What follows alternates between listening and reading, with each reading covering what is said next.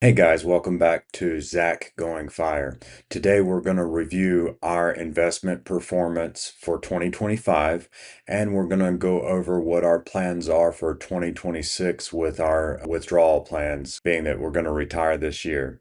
So let's go ahead and dive into the numbers.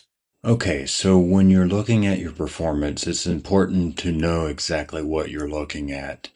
This is my Monarch Money account logged in here to show the last 3 months performance for my Roth account. And as you can see, it's showing that we have a 6.06% return over the last 90 days. So you can see that goes back to October 10th and all the way up here through end of trading yesterday, January 9th. The 6.06% is not accurate for my portfolio. I'm not sure how they got that number. I think that they're looking at as if I had held my current holdings through the entire time period. So I would say this is not reliable. Let's look at it compared to what Yahoo Finance shows for the last 90 days on the same account, a 2.07% rate of return. And as you can see, that's going to October 9th through the end of yesterday. Then we look at how Empower shows 2.6% return on the account.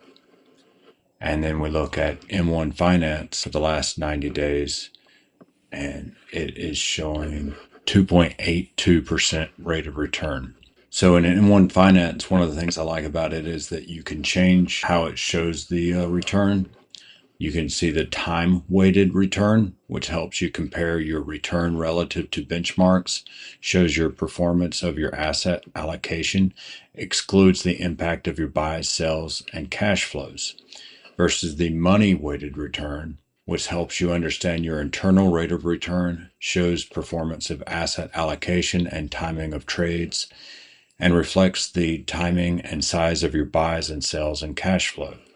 If I update that, you can see that number changed slightly to 2.88. So it's basically the same in this account during that time period because whatever money that I added to the account was insignificant compared to the total amount in the account. So if we look at the 1 year return on the money in my Roth account with M1, I had 34.55%. If I change that to the time-weighted return, it adjusts slightly to 34.2. We did add in 7,000 for the year to max out our Roth IRA. The first half of the year, we were using Jason Kelly's 9-sig plan, and then towards the last half of the year, we transitioned into his income sig plan. None of this is going to be investment advice, and this is not a buy and hold strategy, but I will show you the holdings that I have with his income sig plan now. 40% of it is in a high yield, 30% is in aggressive, 30% is in stable yield. His high yield account uses GPIQ, which is a covered call ETF on the NASDAQ 100. His aggressive side of it, he uses a leveraged ETF, TQQQ, which is 3x the Q. And then with his bond portion, stable yield part of it, he uses just PYLD. Now, I've gone ahead and added one more ticker, SCYB, which he uses in one of his other funds, Jason Kelly, that is. I just split the difference and add both of them into this part of the income sig plan. Again, this is not a buy and hold strategy, but this is the strategy that I'll be using to withdraw money from once we have depleted our bridge account. So in our bridge account, we have $162,307, and over the last 1 year, it has gained 14.66%. These two big jumps here are from when we added money from when we sold our condo at the beginning of 2025. And then in April, we had got the funds for selling our house and added that into it. So if we change this return type to money weighted return, you'll see that it actually looks like a better return. The 22%, we didn't actually get that. That included the fact that we had added all that money early in the year. So we'll go back to the time weighted return. That's a more accurate number for our actual performance. This account, bridge money, is also in Jason Kelly's income sig plan. Then we have the traditional IRA. It had a return of 14.53% over the last year. That's slightly disappointing. I'll show you the benchmarks if we were comparing it to if we had been invested in the VT, which is Vanguard's total world stock market, we would have had almost 25%. AOR, which is a blended fund, it has about 60% in the stock market and 40% in bonds. Even that would have performed better over the last year versus our traditional IRA of 14.55%. With that, we are following Jason Kelly's plan. We plan on continuing to follow the Six Sig plan here. When we're in retirement, we're going to convert this over to the Roth money and combine it in with the Roth money, and it will then be following Jason Kelly's income sig plan. So Mindy also has a traditional IRA, and her performance mirrored mine here.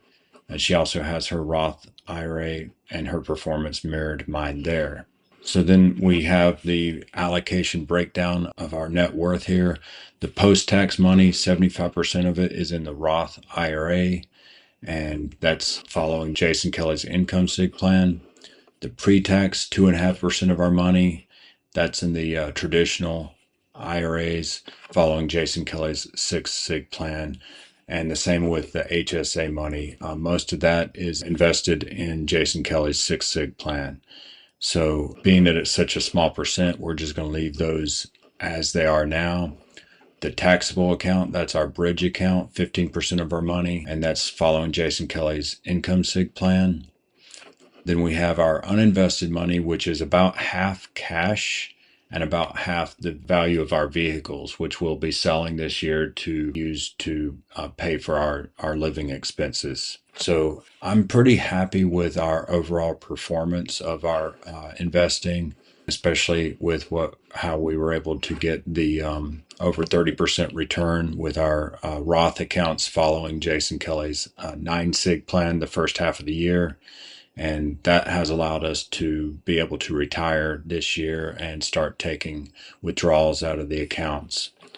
So the uninvested money, our cash, and the taxable money, those should last us for at least 3 years before we start needing to withdraw money from our retirement account. But even when we have to start pulling out the money from our retirement accounts, a good portion of that will be tax-free and penalty-free. All of it is actually going to be tax-free in the Roth accounts, but only the contributions that we've put into it will be penalty-free.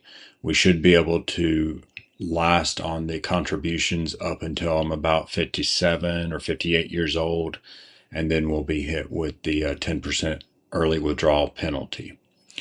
So I hope that you have learned something from this video, and until next time, let's continue to drive towards financial freedom.